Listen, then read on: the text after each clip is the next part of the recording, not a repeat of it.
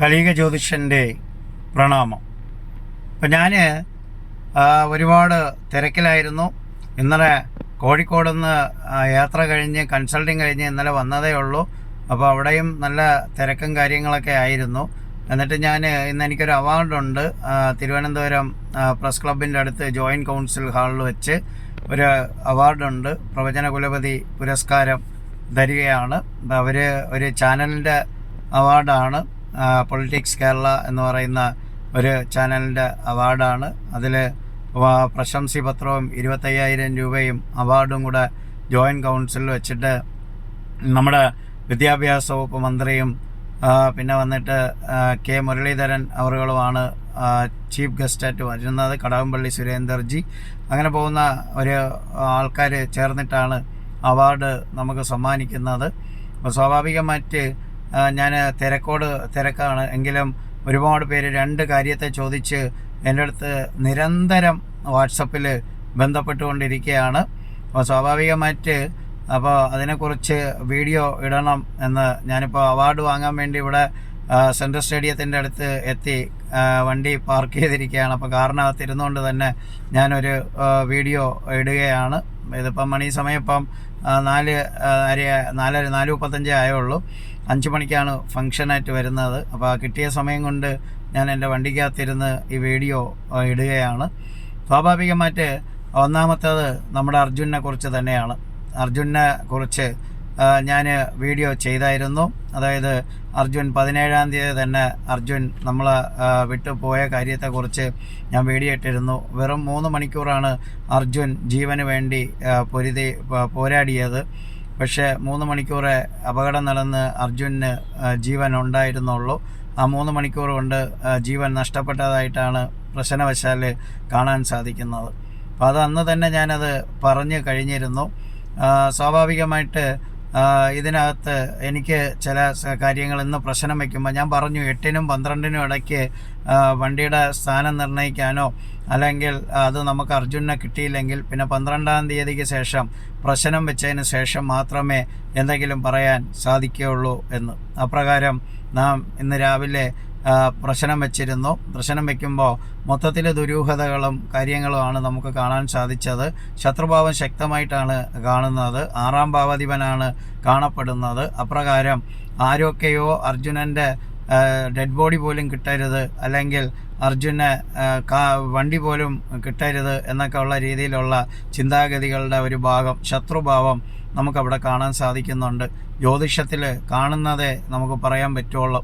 സ്വാഭാവികമായിട്ട് അങ്ങനെ ആഗ്രഹിക്കുന്ന ആരൊക്കെയോ ഇതിനകത്ത് ഉള്ളതായിട്ടും അവരുടെ പ്രവർത്തികൾ ഉള്ളതായിട്ടും ഒക്കെയാണ് ശത്രുഭാവം എന്ന് തന്നെ കാണാൻ പറ്റും. ജ്യോതിഷശാസ്ത്രത്തിൽ അങ്ങനെ കുറേ കാര്യങ്ങൾ നമുക്ക് കാണാൻ പറ്റും. അപ്രകാരം അങ്ങനെ കാണുന്നു.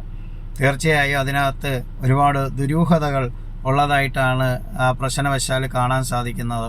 ഇതിൻ്റെ പേരിൽ ഇനി കുറേവന്മാർ മാനസിക രോഗമുള്ള കുറേവന്മാർ കമൻസ് എഴുതാൻ വരും. അത് കാരണം ഇവർക്ക് അതിനെക്കുറിച്ചൊന്നും അറിഞ്ഞൂടാ.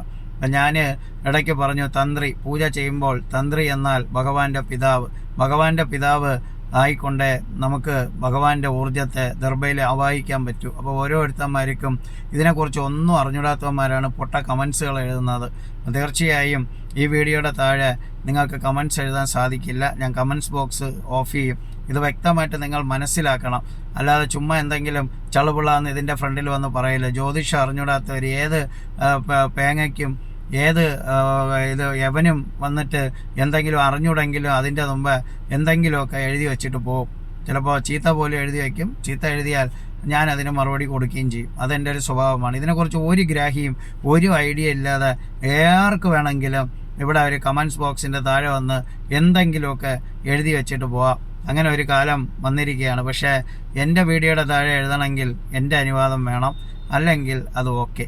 അത് യൂട്യൂബ് എനിക്കത് അനുവദിച്ച് തരുന്നുണ്ട്. സ്വാഭാവികമായിട്ട് നിങ്ങൾ ഇതാണ് അർജുനൻ്റെ ഒരു സ്റ്റേജായിട്ട് വരുന്നത്. അർജുനൻ്റെ ബോഡി കിട്ടാൻ വേണ്ടി നമുക്ക് പ്രാർത്ഥിക്കാം. അത്ര എനിക്ക് പറയാൻ പറ്റുള്ളൂ. അങ്ങനെ ഒരു സ്റ്റേജാണ് കാണുന്നത്. അതാണ് അവിടെ പ്രശ്നവശാൽ കാണാൻ സാധിക്കുന്നത്. ഇനി അത് ഉപേക്ഷിക്കപ്പെടുകയോ ഒക്കെ ചെയ്തു പോകാനുള്ള ഒരിതുമുണ്ട്. പിന്നെ ഈ മാധ്യമങ്ങളിലൊന്നും കണ്ടിട്ടൊന്നും പറയാൻ ഞാൻ തയ്യാറല്ല. കാര്യം ഇത് പഴയ കാര്യങ്ങൾ തന്നെ അവരിങ്ങനെ കാണിച്ചുകൊണ്ടേ ഇരിക്കണം. അതെല്ലാ ചാനലിലും അങ്ങനെ തന്നെ വന്നുകൊണ്ടേയിരിക്കുന്നു. ഇതിൻ്റെ ജെന്യൂനൊക്കെ അവിടുത്തെ ഭരണകൂടത്തിന് അറിയാവും. എന്തൊക്കെയോ something wrong and somewhere else അങ്ങനെ ഒരു ഇത് കാണപ്പെടുന്നുണ്ട്. ശത്രുഭാവമാണ് കാണുന്നത്. അപ്പോൾ അതിനെന്താണ് കാരണം? ശത്രുഭാവം നാശഭാവം അങ്ങനെയാണ് പ്രശ്നവശാൽ കാണുന്നത്.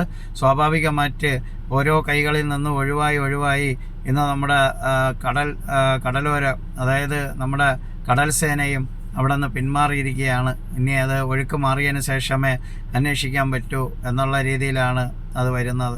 അപ്പോൾ അതുകൊണ്ട് ഇത്രയും കാര്യങ്ങളാണ് എനിക്ക് പറയാനുള്ളത്. അത് നമുക്കെല്ലാ പേർക്കും ഇനി പ്രാർത്ഥിക്കേണ്ടത് അർജുൻ്റെ ബോഡി നമുക്ക് കിട്ടട്ടെ എന്നാണ്. ഒരിക്കലും അർജുനൻ ഇനി ജീവനോടെ തിരിച്ചു വരത്തില്ല. നിങ്ങൾ എന്തിനാ ഇങ്ങനെ എപ്പോഴും? ഞാൻ കലിയുഗ ജ്യോതിഷൻ ആദ്യം പറയും, ലോകം പിന്നീട് അത് ശരിവെക്കും. ഇപ്പോൾ ഓരോരുത്തരായിട്ട് അത് ശരിവെച്ച് തുടങ്ങി. കാരണം വെള്ളത്തിനടിയിലായാലും കരയുടെ അടിയിലായാലും കുറച്ച് സമയം ഓക്സിജൻ ഇല്ലാതെ നമുക്ക് ജീവിക്കാൻ പറ്റില്ല. ഇതിൻ്റെ പേരിൽ ഭഗവാനോട് പ്രാർത്ഥിച്ച് നടക്കാതെ കുറേ പേര് നിരീശ്വരവാദികളാവാതിരിക്കാനും വളരെയധികം ശ്രദ്ധിക്കണം. അങ്ങനെ ഒരു കാര്യവും കൂടെ ഉണ്ട്. അപ്പം ഭഗവാൻ വിധികൾ നടന്നു തന്നെ തീരണം. അതിനകത്ത് അപ്പീലില്ലാത്ത കാര്യമാണ്. അത് എനിക്കായാലും നിങ്ങൾക്കായാലും ജനിച്ചാൽ മരിക്കും. അതിന് ഓരോ കാര്യങ്ങളുണ്ട്, അതിനനുസരിച്ച് പോവും. ഇനി ഒരു കാര്യം എനിക്ക് അർജുൻ്റെ കുടുംബത്തോട് പറയാനുള്ളത്, നിങ്ങളൊരു കാര്യം ചെയ്യണം. അർജുനൻ്റെ പേരിൽ കുറേ സാധുക്കൾക്ക് അന്നദാനം, സാധുക്കൾ വയസ്സായവർക്ക് വൃദ്ധസദനത്തിൽ കൊണ്ടുപോയി അത് ദാനം കൊടുക്കണം. ദാനം കൊടുത്തിട്ട് അർജുൻ്റെ ബോഡി ലഭിക്കുവാൻ വേണ്ടി പ്രാർത്ഥിക്കണം. അതാണ് നിങ്ങൾ ചെയ്യേണ്ടത്. ഇത് അർജുൻ്റെ വീട്ടുകാരെ നിങ്ങൾ അറിയിക്കണം. ആരെങ്കിലും അറിയാമെങ്കിൽ ഇതവരെ അറിയിക്കണം. അത് ചെയ്തിട്ട് അവരെ പ്രാർത്ഥിക്കണം. അർജുൻ്റെ ബോഡി കിട്ടാൻ വേണ്ടി പ്രാർത്ഥിക്കണം. ഇതാണ് പരിഹാരമായിട്ട് എനിക്ക് നിർദ്ദേശിക്കാനുള്ളത്. ഏതെങ്കിലും ഒരു വൃദ്ധസദനത്തിൽ പോയിട്ട് അമ്മയോ അച്ഛനോ സഹോദരങ്ങളോ ഭാര്യയോ സഹോദരിയോ ഒക്കെ കൂടെ പോയി കുറച്ച് പേർക്ക് അന്നദാനം നടത്തണം. അവശത അനുഭവിക്കുന്നവർക്ക് അത് ഈ വീഡിയോ അവരിലെത്തിച്ച് അവരെ കൊണ്ട് അത് ചെയ്യിക്കണം. എന്നിട്ട് അർജുൻ്റെ ബോഡി കിട്ടാൻ വേണ്ടി പ്രാർത്ഥിക്കണം. ഇത്രയാണ് എനിക്ക് അതിനെക്കുറിച്ച് പറയാനുള്ളത്. പിന്നെ ഞാൻ ഉള്ളത് പറയും. അതിൻ്റെ പേരിൽ തന്നെ ആൾക്കും ചീത്ത വിളിച്ചാലും അതൊന്നും എന്ന് വെച്ചാൽ ദൈവജ്ഞൻ എന്ന നിലയിൽ ഭഗവാന്റെ തൊട്ടടുത്ത് നിൽക്കുന്ന എനിക്ക് എല്ലാ കാര്യങ്ങളും അറിയാം. ജോയിയുടെ കാര്യവും ഞാൻ പറഞ്ഞു. ജോയി മരിച്ചുപോയി. ഇത്രയും ഉറപ്പിച്ച് ഞാനത് പറയണമെന്നുണ്ടെങ്കിൽ അതിനതിൻ്റേതായ ഉപാസനാമൂർത്തിയുടെ ഒരിതുണ്ട്. പ്രകൃതിയെക്കുറിച്ച് ഞാൻ നടത്തിയിട്ടുള്ള ഒരു പ്രവചനങ്ങളും തെറ്റില്ല. പ്രകൃതിയെക്കുറിച്ച് 100% പ്രവചനങ്ങളും പൂർത്തീകരിക്കാൻ എന്നെക്കൊണ്ട് പറ്റിയിട്ടുണ്ട്. 90% പ്രവചനങ്ങൾ മനുഷ്യരെ കൊണ്ട് പൂർത്തീകരിക്കാൻ പറ്റിയിട്ടുണ്ട്. ഇപ്പം ഞാൻ പറയുന്ന പ്രവചനങ്ങളൊക്കെയാണ് ഈ അടുത്തുകൊണ്ട് നടന്നുകൊണ്ടിരിക്കുന്നത്. നേപ്പാളിൽ വിമാനാപകടം സംഭവിച്ചു. പിന്നെ ബംഗ്ലാദേശിൽ കലാപം അത് സംഭവിച്ചു. എല്ലാ പേരും എൻ്റെ 91 പ്രവചനങ്ങൾ എഴുതി വച്ചിട്ടുള്ളവർക്ക് അതറിയാം. പിന്നെ ഗുജറാത്തിൽ പകർച്ചവ്യാധി സംഭവിച്ചുകൊണ്ടിരിക്കുന്നു. കേരളത്തിലൊരു പകർച്ചവ്യാധി നിപ്പ, അങ്ങനെ കുറേ കാര്യങ്ങൾ. അതുകൊണ്ട് നിപ്പയെക്കുറിച്ചൊന്നും നിങ്ങൾ ഭയക്കണ്ട. ഒരുപാട് പേര് എല്ലാം അവസാനം എന്നെ വിളിച്ച് ചോദിക്കും, കാര്യം സാറ് പറയണം, ഇനി സാറിലെ ഞങ്ങൾക്ക് വിശ്വാസമുള്ളൂ എന്നൊക്കെ പറഞ്ഞിട്ട് ഒരുപാട് പേര് മെസ്സേജുകൾ അയക്കും. അപ്പോൾ അതെല്ലാം മെസ്സേജുകൾ ഇവിടെ ഉൾക്കൊള്ളിക്കാൻ പറ്റത്തില്ല. അത്രമാത്രം മെസ്സേജുകൾ വാട്സപ്പിൽ വന്ന് കിടപ്പുണ്ട്. അപ്പം ഇത്രയും കാര്യങ്ങൾ ചെയ്ത് അർജുൻ്റെ ബോഡി കിട്ടുവാൻ വേണ്ടി പ്രാർത്ഥിക്കണം. എങ്കിലേ അവിടെ ഒരു നെഗറ്റീവ് എനർജിക്ക് പരിഹാരങ്ങളൊക്കെ ഉണ്ടാവുള്ളൂ.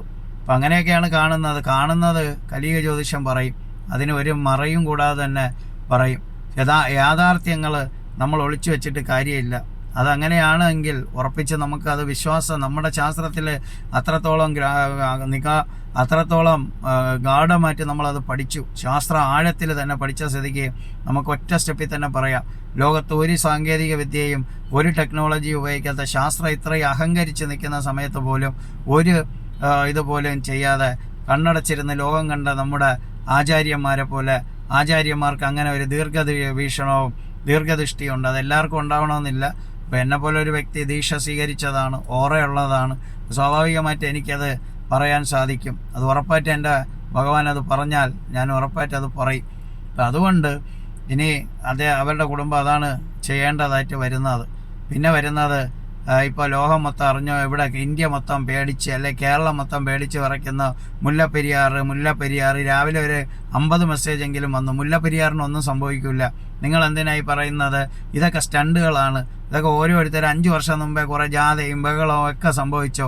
ഡാം നമുക്ക് വേണമെങ്കിൽ പുതുക്കി പണിയാം. അത് പിന്നെ അത് സുപ്രീം കോടതിയുടെ അനുമതി വേണം, അല്ലാതെ നമുക്കൊന്നും ചെയ്യാൻ പറ്റില്ല. സുപ്രീം കോടതി അനുമതി തരണം. സുപ്രീം കോടതി എക്സ്പെർട്ട് കമ്മീഷനെ വെച്ചിട്ടാണ് ഡാമിൻ്റെ ബലക്ഷയം പരിശോധിച്ചത്, അല്ലാതെ ബഹുമാനപ്പെട്ട ജഡ്ജിമാർ വന്നല്ല. അവിടെ ഒരു കമ്മീഷൻ, എക്സ്പെർട്ട് കമ്മീഷൻ വയ്ക്കും.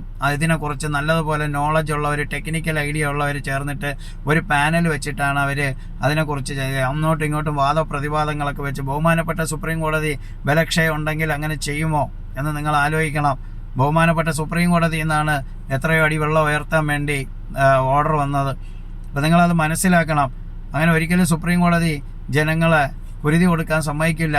കാര്യം അങ്ങനെയാണ്. അപ്പോൾ അതുകൊണ്ട് അത് വേണമെങ്കിൽ വേറെ ഡാം കെട്ടണമെങ്കിൽ ബഹുമാനപ്പെട്ട കോടതിയുടെ പെർമിഷനൊക്കെ വെച്ചിട്ട് അത് ചെയ്യാം, അത് വിഷയമില്ല. പക്ഷേ ഇപ്പോൾ ഇരിക്കുന്ന ഡാം സ്ട്രോങ് ആണ്, അതിനൊന്നും സംഭവിക്കാൻ പോകുന്നില്ല. 200 അല്ല 2000 ദിവസമായാലും അതിനൊന്നും സംഭവിക്കാൻ പോകില്ല. ദയവേത് പ്ലീസ് ആ കുട്ടിയുടെ കാര്യമൊക്കെ, ആ കുട്ടിക്ക് എന്തോ സൈക്കോളജിക്കൽ കൗൺസിൽ കൊടുക്കണം. അത് വിശ്വാസത്തിൻ്റെ പുറത്ത് അങ്ങനെ വന്നിട്ടുള്ളതാണ്. അതിന് കൗൺസിലിംഗ് കൊടുക്കണം.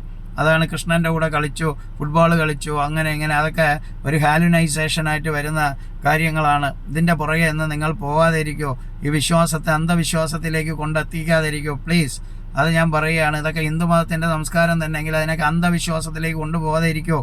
ഇതൊക്കെ ഒരു ഹാലുനൈസേഷൻ്റെ ഭാഗമായിട്ട് ആ കുട്ടി എത്രയും പെട്ടെന്ന് കൗൺസിലിംഗ് നടത്തി അദ്ദേഹത്തിനെ തിരിച്ചു കൊണ്ടുവരണം. അല്ലെങ്കിൽ മണിച്ചിത്രത്താഴിൽ ശോഭനയുടെ ഗതികൾ പോലെ ആയിപ്പോവും. അങ്ങനെയൊന്നും നമ്മൾ മുത്തശ്ശിമാർ പറയുന്ന കഥയുടെ ഭാഗമായിട്ട് നമ്മുടെ തലച്ചോറിൽ എന്തെങ്കിലും കാര്യമോ ഇങ്ങനെയുള്ള ചിന്തകളൊക്കെ വന്നു കഴിഞ്ഞാൽ ആ 21-ാം നൂറ്റാണ്ടിലെ ഒരു ചിത്രമാണ് മണിച്ചിത്രത്താഴ്. അത് മുമ്പേ ഉള്ളവർ പറയുന്ന കഥയിൽ നിന്ന് അല്ലെങ്കിൽ അഗാധമായിട്ട് നമ്മുടെ മനസ്സിലുണ്ടാവുന്ന ഒരു പ്രോസസ്സിംഗ് ആണ്. അതിനെയൊന്നും നിങ്ങൾ ഇങ്ങനെയൊന്നും ചിന്തിച്ച് കൂട്ടരുത്. അത് വളരെ ശ്രദ്ധിക്കണം. ആ കുട്ടിയെ കൊണ്ട് അങ്ങനെ പറയിപ്പിച്ചത് തന്നെ വളരെ തെറ്റായിട്ടുള്ള കാര്യമാണ്. അതൊന്നും ന്യൂസ് മീഡിയയുടെ മുമ്പിൽ ഇങ്ങനെ വരാൻ പാടില്ല. ഫോക്സോ കാര്യങ്ങളൊക്കെ അവിടെ കേസെടുക്കാനുള്ള ഓപ്ഷനുണ്ട്. അങ്ങനെ കുട്ടികളെ കൊണ്ടുവന്ന് ഇങ്ങനെയൊന്നും ഒരിത് പ്രയോഗിക്കാൻ പാടില്ല. ആ ചാനലിനെതിരെ പോലും കേസെടുക്കാനുള്ള വകുപ്പുണ്ട്. അതുകൊണ്ട് അത് വളരെ ശ്രദ്ധിക്കണം. അല്ലാതെ ഇതൊക്കെ ഒരു ഹാലുനൈസേഷൻ്റെ ഭാഗമായിട്ടാണ് വരുന്നത്. സ്വാഭാവികമായിട്ട് ആ കുട്ടി ഭഗവാനോട് കളിച്ചു, അതൊക്കെ അവൻ്റെ മനസ്സിലുണ്ടായ ഉപബോധ മനസ്സിലുണ്ടായ ചിന്താഗതികളാണ്. അതിൻ്റെ ഭാഗമായിട്ടൊക്കെയാണ് ഇങ്ങനെ പറയുന്നത്. അതുകൊണ്ട് ദയവ് ചെയ്ത് ഞാൻ നിങ്ങളോട് പറയുകയാണ്, ഇങ്ങനെയുള്ള കാര്യങ്ങളുടെ പുറകെ വിശ്വാസികൾ പോവരുത് പ്ലീസ്. കാര്യം ഇങ്ങനെയാണ്. അത് അങ്ങനെ 200 ദിവസം കൊണ്ടൊന്നും പൊട്ടാൻ സാധ്യതയില്ല. അതൊക്കെ നമുക്ക് മനസ്സിലാക്കാവുന്നേ ഉള്ളൂ. ഞാൻ തന്നെ അത് പറഞ്ഞു. ഇനി അതിന് നമ്മൾ വേറൊരു ഡാം കെട്ടിയിട്ട് വേണമെങ്കിൽ കൊണ്ടുപോയി കുത്തിപ്പൊക്കുന്നതെല്ലാം അതിൻ്റെ ചില സ്വാർത്ഥ താല്പര്യങ്ങൾക്ക് വേണ്ടിയുള്ള രീതിയിലാണ്. കുറേ ചാനലിലൂടെയൊക്കെ പ്രയാസങ്ങൾ ഉണ്ടാക്കി, യൂട്യൂബ് ചാനലുകളുടെയൊക്കെ പബ്ലിസിറ്റി കൊടുത്തു. ഇപ്പോൾ അവരൊന്നും അതിൽ നിന്ന് മാറി. ഇനി അടുത്ത പുതിയ ഡീലീഡ് വരുന്നു. എങ്ങനെയും പുതിയ ഡാം കെട്ടണം. ശരി, കെട്ടിക്കോളൂ, അതിനൊന്നും വിശ്വാസമില്ല. എന്തിനാ സാധുക്കളായിട്ട് ഇങ്ങനെ കഷ്ടപ്പെടുത്തുന്നത്, ഭയപ്പെടുത്തുന്നത്? അതിന് മാത്രമേ ഞാൻ എതിരായിട്ടുള്ളൂ. അല്ലാതെ വേറെ കുഴപ്പമൊന്നുമില്ല. പുതിയ ഡാം കെട്ടുന്നവർ കെട്ടട്ടെ, അത്രയും നല്ലത് തന്നെയാണ്. അത് ബഹുമാനപ്പെട്ട സുപ്രീം കോടതിയുടെ പെർമിഷനോടുകൂടി കെട്ടണം. അത് ഓർഡർ നിൽക്കുമ്പോൾ അങ്ങനെ തമിഴ്നാടുമായിട്ടുള്ള ഒരു ഓർഡറുണ്ട്. അപ്പോൾ അതിനനുസരിച്ച് അത് ചെയ്യണം. അത് നല്ല മനുഷ്യ നന്മയ്ക്ക് വേണ്ടി എന്ത് ചെയ്താലും അത് നല്ലത് തന്നെയാണ്. അതിന് ഭീതിപ്പെടുത്തിക്കൊണ്ടോ ഭയപ്പെടുത്തിക്കൊണ്ടോ അങ്ങനെ കലക്കുവെള്ളത്തിൽ മീൻ പിടിച്ചുകൊണ്ടോ ഒന്നും ചെയ്യാൻ പാടില്ല. കലിക ജ്യോതിഷന് ശിവഭഗവാൻ അറിയാമെങ്കിൽ അതെല്ലാം എനിക്കും അറിയാൻ പറ്റും. പക്ഷേ ഞാനത് എല്ലാത്തിൻ്റെ അംശമായത് കാരണം ആരെയും കുറ്റപ്പെടുത്തില്ല, ആരെയും തെറ്റു പറയില്ല. അതൊക്കെ അവരുടെ രീതി. കാലാകാലങ്ങളിൽ നടക്കേണ്ട കാര്യങ്ങളെല്ലാം നടന്നു തന്നെ തീരണം. അതിനകത്തൊരു മാറ്റവും ഇല്ല. അപ്പോൾ ഇത്രയും കാര്യങ്ങൾ നിങ്ങൾ ശ്രദ്ധിക്കണം. അതുകൊണ്ട് ഞാൻ ഒരുപാട് തിരക്കിലാണ്. ഒരുപാട് സ്ഥാപനങ്ങളും തിരക്കും അവാർഡുകളും അങ്ങനെയായിട്ട് നല്ല തിരക്കായിട്ട് പോവുകയാണ്. സ്വാഭാവികമായിട്ട് എല്ലാവരും ഇങ്ങനെ വിളിച്ച് ചോദിക്കുമ്പോൾ എനിക്ക് മറുപടി തരാതിരിക്കാൻ പറ്റില്ല. 100 കണക്കിന് മെസ്സേജ് എൻ്റെ വാട്സപ്പിൽ അയക്കും. അത് എനിക്ക് പ്ലീസ് ദയവ് ചെയ്ത് ഞാൻ അതും കൂടെ പറയാം. നിങ്ങൾ ഇങ്ങനെയുള്ള കാര്യങ്ങൾ, അന്ധവിശ്വാസങ്ങളെ, അനാചാരങ്ങളെയൊക്കെ നമ്മൾ എതിർക്കണം. ഹിന്ദു മതത്തിൽ നിന്ന് അത് തൂത്ത് കളയണം, എങ്കിലേ അത് ശരിയായിട്ടുള്ളൂ. അപ്പോൾ അതുകൊണ്ട് ദയവ് ചെയ്ത് ഇങ്ങനെയുള്ള കാര്യങ്ങൾ ചെയ്യുമ്പോൾ വളരെയധികം നിങ്ങൾ ഭയക്കുകയൊന്നും ചെയ്യരുത്. മറ്റുള്ളവരും അതുപോലെ തന്നെ സാധുക്കളെ ഭയപ്പെടുത്താതെ കാര്യങ്ങൾ നിങ്ങൾ നല്ല ചെയ്യുമോ, എല്ലാ പേരും ചെയ്തോളൂ, അതിലൊന്നും ഒരു വിഷയമില്ല. പക്ഷേ ഇങ്ങനെയൊക്കെയാണ് കാര്യങ്ങൾ. കലിക ജ്യോതിഷൻ അത് പറയും, ലോകം അത് കാണും. അതുമാത്രമേ എനിക്ക് പറയാനുള്ളൂ. ഞാൻ ഉള്ളത് മുഖത്ത് നോക്കി പറയും. പക്ഷെ ആരെയും ദ്രോഹിക്കാനോ ആരെയും കുറ്റപ്പെടുത്താനോ ആരെയും പ്രയാസപ്പെടുത്താനോ തയ്യാറാവാറില്ല. പക്ഷെ എൻ്റെ ശാസ്ത്രത്തെ ഞാൻ ഇതാക്കാറില്ല. ശാസ്ത്രത്തിനെ ഞാൻ കുറച്ച് കാണിക്കില്ല. ശാസ്ത്രം 100% ശരിയാണ്. പിന്നെ ശാസ്ത്രം നോക്കുന്നവർക്കുണ്ടാവുന്ന ഫോൾട്ടുകൾ ചിലപ്പോൾ എഫക്റ്റ് ചെയ്തെന്നിരിക്കും. അത് അവരുടെ സമയമോശം കാരണമോ അല്ലെങ്കിൽ അവരുടെ ആ ഒരു പ്രശ്നത്തിൽ കിട്ടാത്ത മെറ്റീരിയലിൻ്റെ ഭാഗമായിട്ടോ ഒക്കെ വരാം. എങ്കിലും 100-ൽ 90 മാർക്ക് വാങ്ങിച്ചാൽ ആ വ്യക്തി മിടുക്കനായ ജ്യോതിഷൻ തന്നെ എന്ന് തന്നെ പറയണം. ഇവിടെ ആരും പറയാൻ തയ്യാറായില്ല. ഞാൻ പറഞ്ഞതിന് ശേഷമാണ് ഓരോരുത്തർ തലപൊക്കി തുടങ്ങിയത്. അപ്പം ഒരു ടെക്നോളജി ഉപയോഗിക്കാതെ ജ്യോതിഷം എന്ന ശാസ്ത്രം, അതുപോലെ ഈ ജ്യോതിഷം എന്ന് പറയുന്ന ശാസ്ത്രം കേരളത്തിൽ മാത്രം ഒതുങ്ങിയിരിക്കണമല്ല. അങ്ങനെ ആരും വിചാരിക്കരുത്. കേരളത്തിൽ മാത്രം ആൾ ഓവർ ദ വേൾഡ് ഉണ്ട്. നോസ്ട്രാഡാമസും വാവ വാങ്കിയൊക്കെ ജ്യോതിഷികൾ തന്നെയായിരുന്നു. അവരുടെ പ്രവചനങ്ങളും 100% ശരിയായിട്ടില്ല. അത് 90% തന്നെയാണ് ശരിയായിട്ടുള്ളത്. ഇപ്പം പ്രവചനങ്ങൾക്ക് അങ്ങനെയുണ്ട്. 10% ഭഗവാന്റെ കൈകളിലാണ്. അത് ഭഗവാനെ കൊണ്ട് മാത്രമേ ചെയ്യാൻ പറ്റുള്ളൂ. അർജുനൻ്റെ കേസ് ഭഗവാൻ വിട്ടുകൊടുക്കുകയാണ്. നിങ്ങൾ ഒരു കാര്യം ചെയ്യുക, അർജുൻ നമ്മുടെ കൂടെ ഇല്ല, അത് ഓക്കെ തന്നെയാണ്. അത് 17-ാം തീയതി തന്നെ ഞാനത് പറഞ്ഞു കഴിഞ്ഞു. 3 മണിക്കൂർ മാത്രമാണ് അർജുൻ ജീവന് വേണ്ടി പോരാടാൻ സാധിച്ചത് ഈ ഒരു അപകടം നടന്നിട്ട്. അതിനുശേഷം അർജുനൻ മരണപ്പെട്ട് കഴിഞ്ഞു. പിന്നെ ഇനി അർജുൻ്റെ ബോഡിയെങ്കിലും കിട്ടട്ടെ. ഓരോരുത്തരായിട്ട് എസ്കേപ്പായി തുടങ്ങി. അപ്പോൾ എന്തൊക്കെയോ കാര്യങ്ങൾ, ദുരൂഹതകൾ ഇതിനകത്തുള്ളതുപോലെ പ്രശ്നവശാൽ കാണാൻ സാധിക്കുന്നു. തീർച്ചയായും അർജുനൻ്റെ ബോഡി കിട്ടാൻ വേണ്ടി ഞാൻ പറഞ്ഞ ഈ കർമ്മം അവരുടെ കുടുംബം ചെയ്ത് പ്രാർത്ഥിക്കുക. ലോകത്തുള്ള എല്ലാ പേരും ഇനി അർജുനൻ ജീവനോടെ വരുമെന്ന് പ്രതീക്ഷിച്ചാരും പ്രാർത്ഥിക്കേണ്ട. അതുകൊണ്ട് അർജുനൻ്റെ ബോഡി ആ കുടുംബത്തിൻ്റെ അവസാനമായിട്ടൊരു കാണാൻ വേണ്ടി അത് അവരുടെ അവകാശമാണ്. അതവർക്ക് കിട്ടി തന്നെ തീരണം. ഞാനും എൻ്റെ മഹാദേവനോട് പ്രാർത്ഥിക്കുകയാണ്. ഹരഹര ശംഭോ മഹാദേവ്, ശിവ ശിവ ശംഭോ മഹാദേവ്. ലോക സമസ്ത സുഖിനോ ഭവന്തു. ലോകത്തിലെ സകല ജീവജാലങ്ങളും സുഖത്തോടെയും സന്തോഷത്തോടെയും സൗഭാഗ്യത്തോടെയും ജീവിക്കട്ടെ. എൻ്റെ പൊന്നിൻ മഹാദേവ. സുബ്ഹാനല്ലാ, അൽഹംദുലില്ലാ, അല്ലാഹു അക്ബർ. പിതാവിൻ്റെയും പുത്രൻ്റെയും പരിശുദ്ധാത്മാവിൻ്റെയും നാമത്തിൽ ആമേൻ. ബ്രഹ്മ വിഷ്ണു മഹേശ്വരർ ആദിപരാശക്തിയായ നമഃ. ഞാൻ ഈ വീഡിയോ അവസാനിപ്പിക്കുന്നതിന് മുമ്പ് ഞാൻ ഒരു കാര്യം കൂടെ പറയുകയാണ്. ഞാൻ എന്ന് പറഞ്ഞാൽ എല്ലാത്തിൻ്റെയും അംശമാണ്. അതുകൊണ്ടാണ് ഞാൻ ചന്ദനക്കുറിയോ പൊട്ടോ കാവ്യോ അങ്ങനെ ഒന്നും തന്നെ ഉപയോഗിക്കാത്തത്. സ്വാഭാവികമായിട്ട് ഞാൻ എല്ലാത്തിൻ്റെ കൂടെയാണ്. എല്ലാ രാഷ്ട്രീയ പാർട്ടിയുടെയും അംശമാണ്, എല്ലാ മതത്തിൻ്റെയും അംശമാണ്, എല്ലാ മനുഷ്യരുടെയും അംശമാണ്.